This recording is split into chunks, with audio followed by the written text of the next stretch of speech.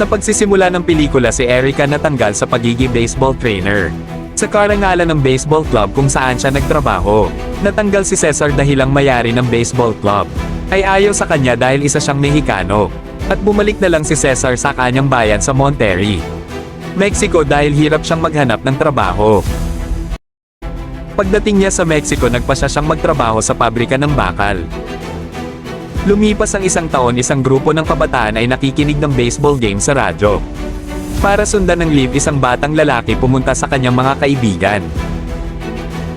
Ito si Angel at sinabi sa mga kaibigan na balang araw maglalaro sila sa Amerika. Masaya silang nakikinig ng baseball game kasama mga kaibigan. At si Angel hindi agad nakuwi na ikinagalit ng kanyang ama. At pinarusahan siya na maglinis ng kulungan ng baboy. Habang naglilinis siya ng baboy narinig niya mga magulang na nag-uusap. At sinabi ng kanyang ina sa kanyang ama na tratuhin ng maayos si Angel. At nagalit ang ama sa sinabi ng kanyang ina. Kailanman hindi mapapantayan ni Angel si Pedro na paborito anak. Sabi pa ng ama at nasaktan si Angel sa sinabi nito. At pagkagising ni Angel kinabukasan nakakita siya ng baseball sa harap ng simbahan. Hindi kalayuan sa tinulugan niya kagabi.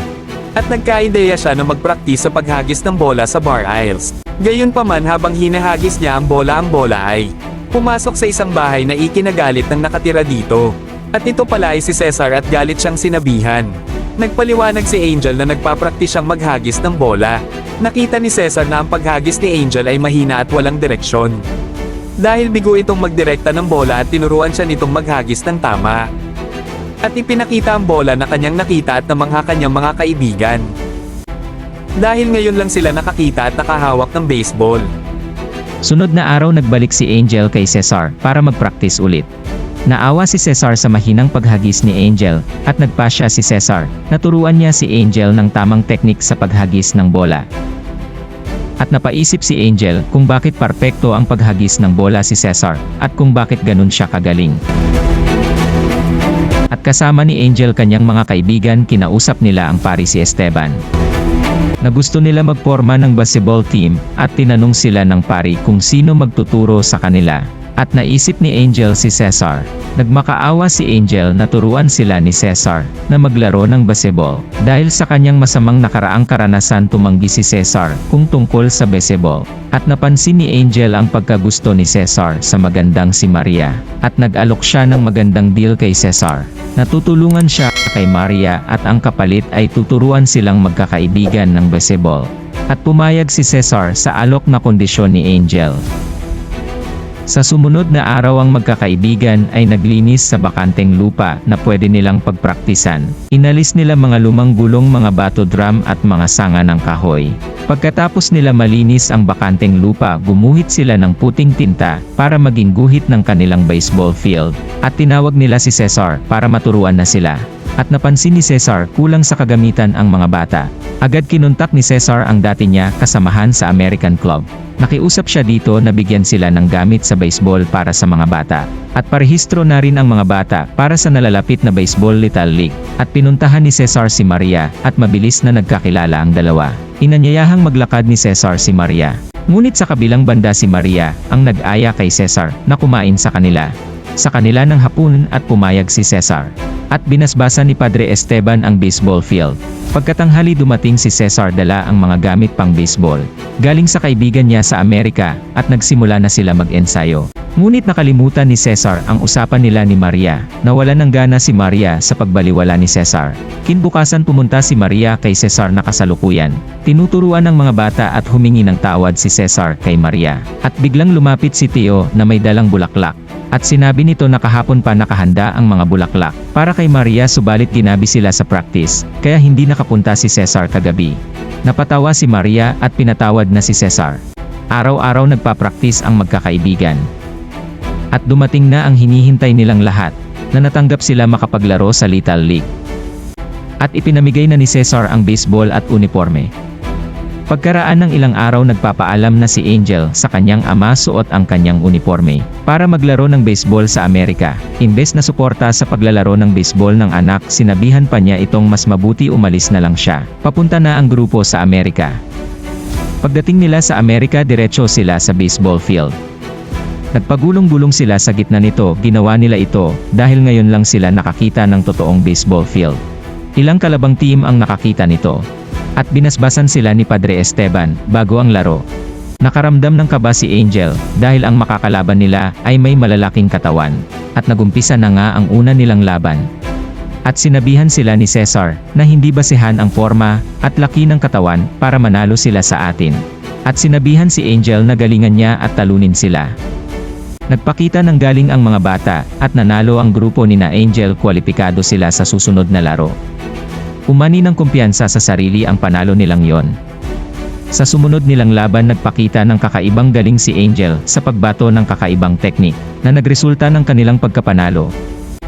Kwalipikado na sila sa semifinals. Ang grupo kung walang laban patuloy sa kanilang practice, para mailabas pa ang kanilang nakatagong galing. Samantalang ang kanilang makakalaban ay panay tulog lang. At nagbunga ang kanilang pagsisikap sa pagkapanalo nila ng 8 sunod na laro. At nagsaya ang grupo, kumain sila sa restaurant. Napansin ni Angel ang isa sa nakalaban nila na mag-isang kumakain. Iniiwasan ng mga kasama niya. Naintriga siya dito at nagtanong kay Cesar. Sinabi ni Cesar karaniwan lang ito sa Amerika. At kinaibigan ito ng grupo.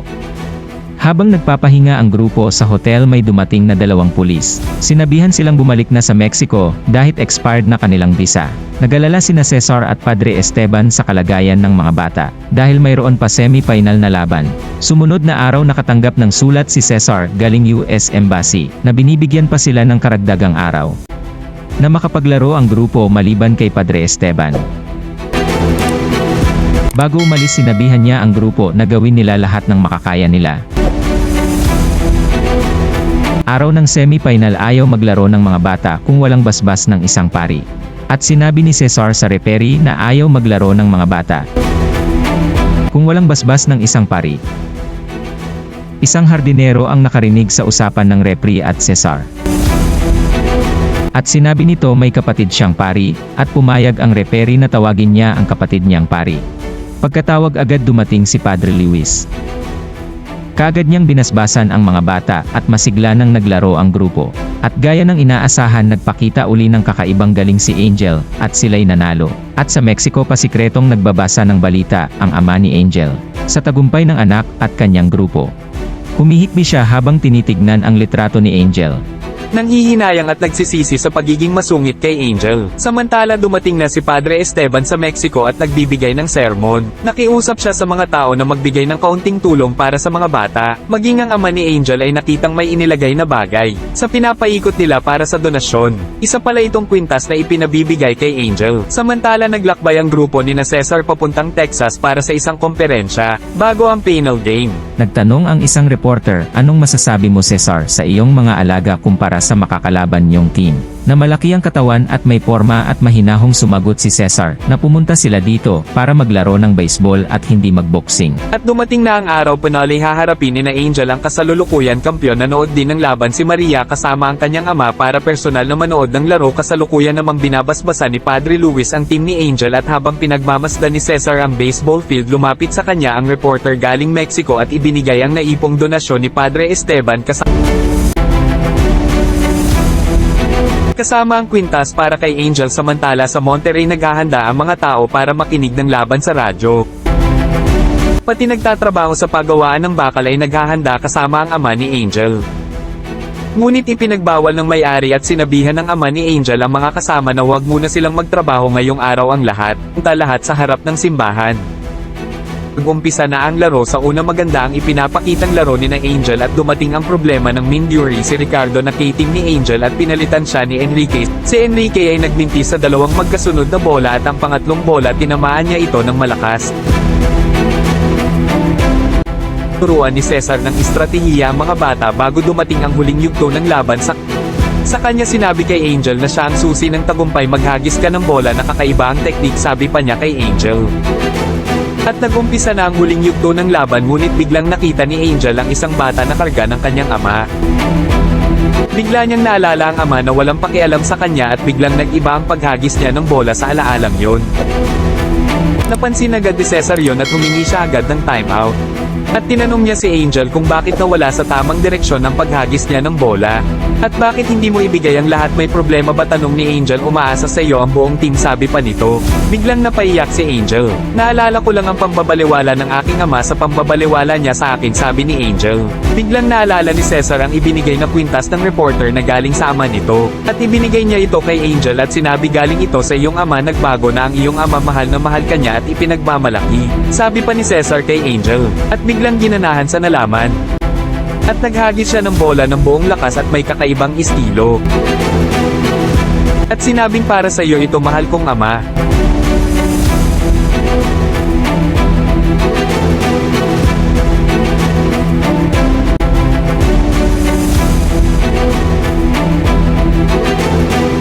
At nanalo ang grupo ni na Angel. At binati ni Maria si Cesar Casams ng kanyang ama. Biglang napatalo naman sa tuwa ang ama ni Angel kasama ng buong bayan ng Monterrey. At sa pagwawakas ng ating pelikula, ang grupo ni na Angel pabalik na sa Mexico. At paglapag ng eroplano sa Mexico, binati siya ng kanyang ama. At humingi agad ito ng tawad sa lahat ng pagkukulang nito. At sa pambabaliwala nito sa kanya.